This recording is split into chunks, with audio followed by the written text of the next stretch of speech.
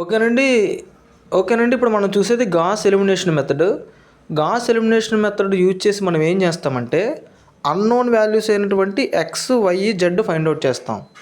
Unknown values అయినటువంటి x, y, z మనం find out చేస్తాం. That is the purpose of Gauss elimination method. ఇక్కడ మీరు అబ్జర్వ్ చేసినట్లయితే ఇందులో మనకు ఇలా 3 ఈక్వేషన్స్ ఇస్తాడు. 3 ఈక్వేషన్స్ ఇచ్చి ఓకేనా వాటిని సాల్వ్ చేయమంటాడు అనమాట. ఏ మెథడ్ యూజ్ చేసి? గాస్ ఎలిమినేషన్ మెథడ్ యూజ్ చేసి. ఆ గాస్ ఎలిమినేషన్ మెథడ్ యూజ్ చేసి ఎలా సాల్వ్ చేయాలంటే మనం ర్యాంక్ ఎలా ఫైండ్ అవుట్ చేస్తామో అదే ప్రొసీజర్లో మనం సగం వరకు వెళ్ళాలి. తర్వాత ఏం చేయాలనేది నేను చెప్తాను. ఓకేనండి. ఫస్ట్ ఆఫ్ ఆల్ దీని నుంచి మ్యాట్రిక్స్ ఎలా తీసుకోవాలో చెప్తాను. ఈ 3 ఈక్వేషన్స్ వాడిస్తాడు. ఇక్కడ నుంచి సొల్యూషన్ స్టార్ట్ అనమాట. ఓకేనండి. ఇక్కడ నుంచి సొల్యూషన్ స్టార్ట్ చేస్తాం. నేను అనుకున్నాను మ్యాట్రిక్స్ని ఫస్ట్ ఎక్స్ పక్కన నెంబర్ ఏమీ లేదు కాబట్టి 1 ఉంది అనుకోవాలి. అలానే ఇక్కడ వై పక్కన నెంబర్ ఏమీ లేదు కాబట్టి ఇక్కడ 1 రాసుకున్నాను. జెడ్ పక్కన కూడా 1 లేదు కాబట్టి 1 నోట్ చేశాను. రైట్ సైడ్ 1ని ఇక్కడ నోట్ చేసుకోవాలి. అలానే ఇక్కడ ఏముంది 1 2 2 1 1 2 2 1 రాశాను. నెక్స్ట్ 1 2 3 1 కాబట్టి 1 2 3 1. ఈ విధంగా ఇచ్చినటువంటి ఈక్వేషన్స్ని ఒక మ్యాట్రిక్స్ ఫామ్లో కన్వర్ట్ చేసుకోవాలి. ర్యాంక్ సమ్లో ఏం చెప్పాను మీకు? ఏమైతే 3 నెంబర్స్ ఇక్కడ ఉంటాయో ఈ ప్లేస్లోను ఈ ప్లేస్లోను ఈ ప్లేస్లోను ఉంటాయో వాటిని ఏం చేయాలని చెప్పాను? 0 చేయాలని చెప్పాను. అదేవిధంగా ఈ 2 ప్లేసెస్లో ఉన్న వాటిని 0 చేయడానికి ఏమి యూజ్ చేసుకోవాలని చెప్పాను?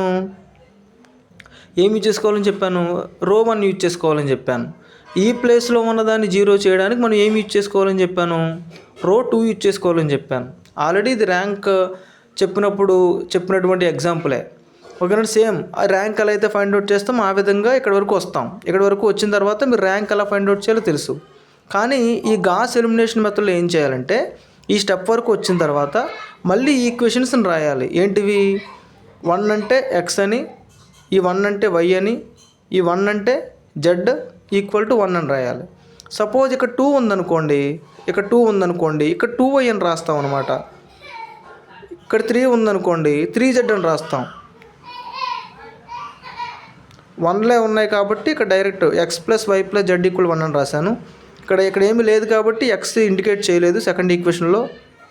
ఇక్కడ వై రాశాను. అలానే ఇక్కడ జెడ్ రాశాను. Y plus z is equal 0. ఇక్కడ ఎక్స్ లేదు, ఇక్కడ వై లేదు కాబట్టి డైరెక్ట్ 1 ఉంది కాబట్టి జెడ్ ఈక్వల్ 0 అని రాశాను. ఈ 3 ఈక్వేషన్స్ని మనం ఏం చేయాలి? క్యాలిక్యులేటర్లో ఎంటర్ చేయాలి. ఈ 3 ఈక్వేషన్స్ని క్యాలిక్యులేటర్లో ఎంటర్ చేయడం ఎలాగో నేను చెప్తాను. ఓకేనండి. అలా ఎంటర్ చేస్తే డైరెక్ట్గా మీకు ఏమొస్తుంది? X value 1, y value 0, z value 0 వస్తుంది. లేదు అంటే మీరు ఇంకోలా కూడా చేసుకోవచ్చు. క్యాలిక్యులేటర్ కాకుండా జెడ్ ఈక్వల్ 0 కాబట్టి జెడ్ ఈక్వల్ 0ని తీసుకెళ్ళి ఈక్వేషన్లో పెట్టారనుకోండి, అప్పుడు ఏమవుద్ది? వై ప్లస్ 0 ఈక్వల్ 0 అంటే వై 0 అవుతుంది.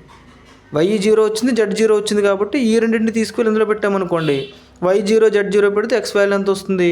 1 వస్తుంది. ఆ విధంగానే చేసుకోవచ్చు. లేదంటే ఈ మూడింటిని క్యాలిక్యులేటర్లో కొట్టడం ద్వారా అయినా, క్యాలిక్యులేటర్లో ఎంటర్ చేయడం ద్వారా అయినా మనం XYZ వాల్యూస్ మనం ఫైండ్ అవుట్ చేయొచ్చు. Thank you.